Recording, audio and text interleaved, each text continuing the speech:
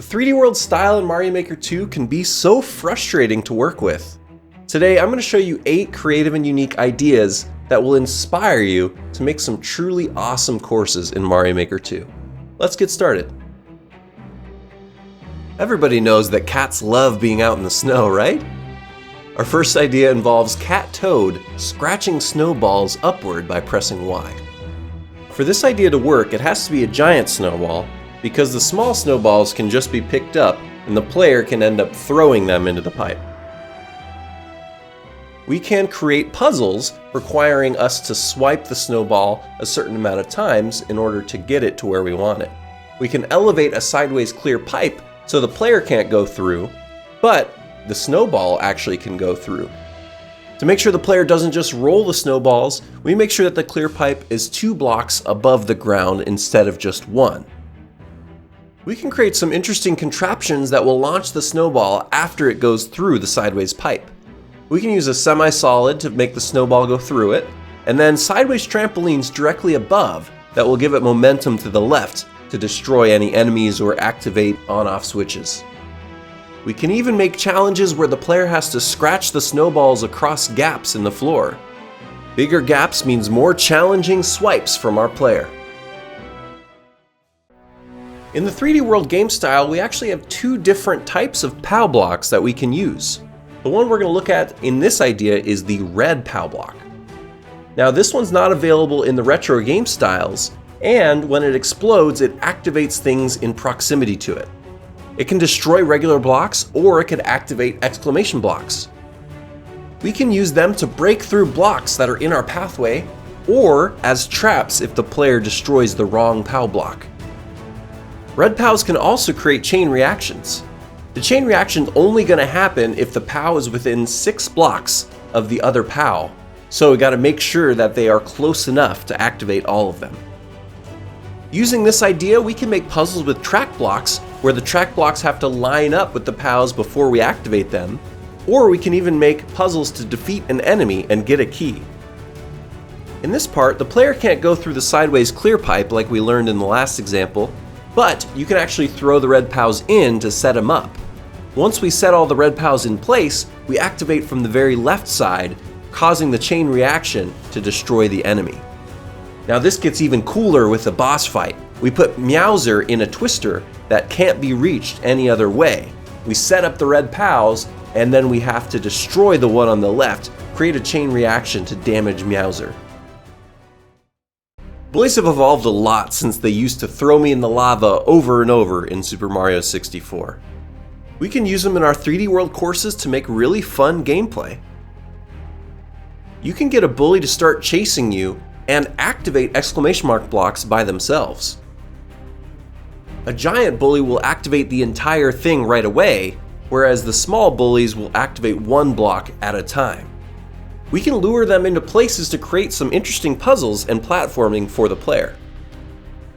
Another interesting interactions is that bullet bills can knock bullies backward. We can use this to our advantage to lure a bully into a bullet bill area and knock them down. Winged bullies can hover a little bit when knocked off of a platform, which could be really cool when combined with cloud platforms as they chase Toad through to different areas. It makes the platforming a lot more difficult, and there's way more chances to fall down without the chance to be killed by the bullies. A creative idea for a boss fight could be a flying giant bully in a deadly arena with spikes on either side and a chance to fall. The bombs underneath are extending the exclamation mark blocks to make it impossible to push the bully off. We've got to move the bully so that we can activate the center exclamation mark block, which causes the bombs to not be able to activate the sides of the floor. Now we can push the bully off the platform and into the depths below. Track blocks can actually be really interesting when used in unconventional ways. We can start by making some fun timing challenges where track blocks are coming out of lava in the castle theme. We can make it so they open up pathways, creating a timing challenge for when we should run through, or make optional reward areas when they go back upward. Bullet blasters can be stacked on top of track blocks to create walls. We can make puzzles where you need to jump over them at the perfect time. Boom Boom has decided to use this technology to create a deadly arena to trap our poor innocent blue toad. The arena changes size as the bullet blasters on track blocks close in and expand. Our only hope is to work on our timing and wall jumps in order to defeat Boom Boom and escape this castle. Did you know that ant troopers are basically invulnerable? They can block damage for us by being our authoritative ant shield. We can throw shells at them and it'll just bounce right back. We can even hide behind them as bullet blasters come flying at us from both sides. Giant winged ant troopers don't take nothing from nobody. They'll destroy Bonsai Bills and even push Boom Boom back to where he came from.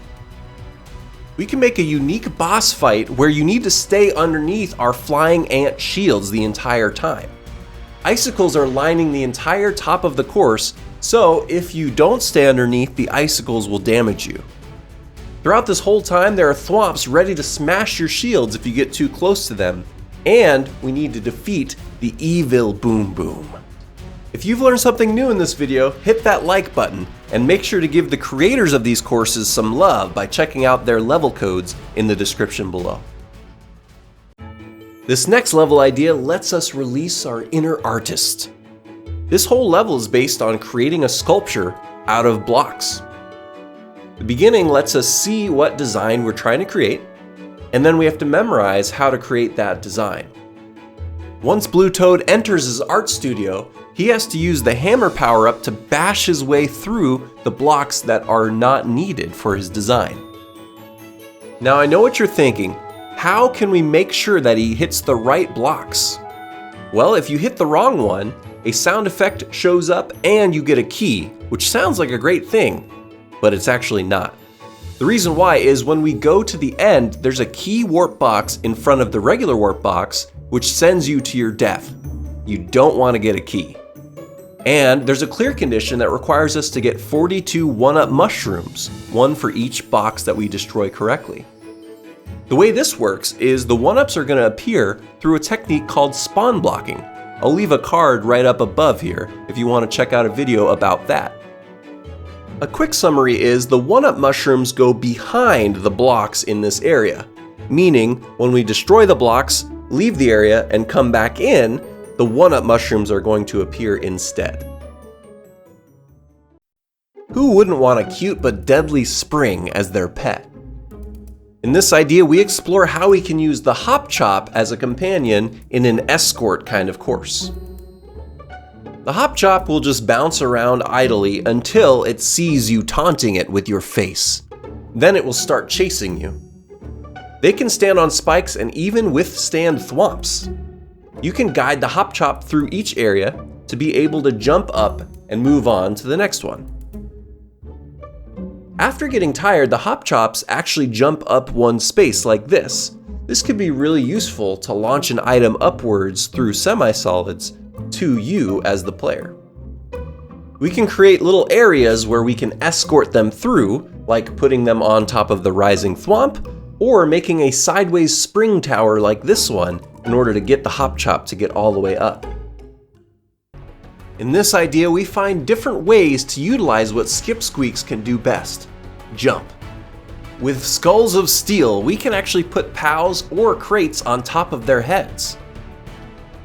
We can create areas where they can give us an item that we need to progress just by jumping. If it's the right height, we can even grab crates through the semi-solids. Now here's where some really weird interactions start coming into play. A bullet blaster that's dropped onto a Skip Squeak will instantly destroy it. But if there's a crate in between it, the bullet blaster will rest gently on top of the crate, which is on top of the Skip Squeak's brain. We can make puzzles based around this idea, putting bullet blasters on crates on the Skip Squeaks that jumps into a bomb that could destroy some hard blocks and let us progress.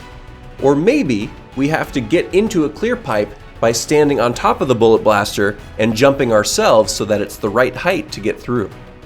If you want to see more castle theme ideas, click on the video on the screen right now.